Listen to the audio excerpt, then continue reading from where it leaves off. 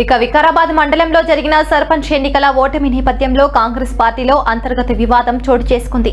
వికారాబాద్ మండల పార్టీ అధ్యక్షుని వర్గం పట్టణ అధ్యక్షుడు అర్ధ సుధాకర్ రెడ్డిపై సర్పంచ్ ఎన్నికలలో తమకు మద్దతివ్వకుండా తమ ఓటమికి ప్రయత్నించారని ఆరోపించారు.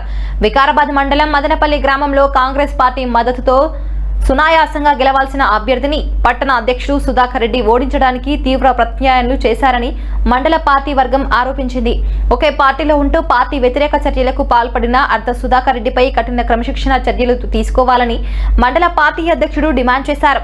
మండల పార్టీ అధ్యక్షుని వర్గం తమ నిరసనను వ్యక్తం చేస్తూ క్యాంప్ ఆఫీస్ వద్ద ఉన్న పట్టణ అధ్యక్షుని బ్యానర్ను చించివేశారు. ఈ మొత్తం వ్యవహారంపై అధిష్టానానికి ఫిర్యాదు చేస్తామని మండల పార్టీ అధ్యక్షుడు తెలిపారు.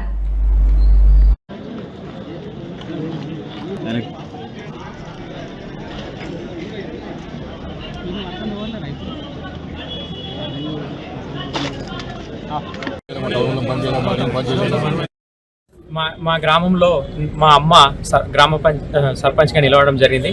దానికి మన వికారాబాద్ పట్టణ కాంగ్రెస్ అధ్యక్షులు కొంతమంది, ఆయనతో పాటు కొంతమంది నాయకులు ఒక బీజేపీ క్యాండిడేట్కు మొత్తం నిలబెట్టి మొత్తం ఖర్చు కూడా వాళ్ళే భరించి ప్రచారం చేయడం జరిగింది. మా విలేజ్లో సుమారు 400-500 మందికి ఫోన్లు కూడా ఆయన్నే ప్రత్యేకంగా చేసి మరి రాజశేఖర రెడ్డిని వాళ్ళ అమ్మను ఓడగొట్టుండి అని చెప్పడం జరిగింది. ఇక అది ఎందుకో అది తెలియదు. హైకమాండ్ కూడా నేను కంప్లైంట్ చేయడం జరిగింది. గౌరవ స్పీకర్ సార్ గారికి కూడా కంప్లైంట్ చేయడం జరిగింది.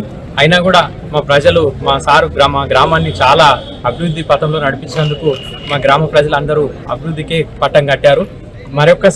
మరొకసారి హైకమాండ్ కంప్లైంట్ నేను చేయగలిగింది ఏంటంటే, చెప్పేది ఏంటంటే, ఇట్లాంటి నాయకులను పార్టీలో ఉంచొద్దు, సస్పెండ్ చేయాలి. ఒక పార్టీ ప్రెసిడెంట్ తల్లి నిలబడితే కూడా వ్యతిరేకం చేయడం ఇది కరెక్ట్ కాదు.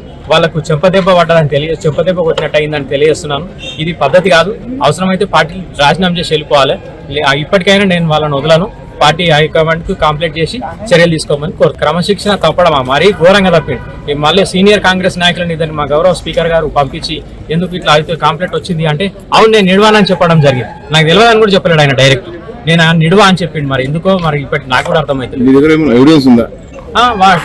కాల్ చేసిన లిస్ట్ ఉన్నాయి, రికార్డ్స్ ఉన్నాయి. మళ్ళా ఆయన ఇక్కడ కొత్తగాడి దగ్గర తిరుపతి రెడ్డి అనే ఫామ్ హౌస్ ఉంది. కొత్తగాడి తిరుపతి రెడ్డి మొందన్పాల్ దాటినాక ఆ ఫామ్ హౌస్ లకు మా విలేజ్ గ్రామ ప్రజలందరినీ అక్కడికి పిలిపించి అక్కడ మంచి పార్టీ అరేంజ్ చేసి అలా స్పీచ్ ఇచ్చింది డైరెక్ట్.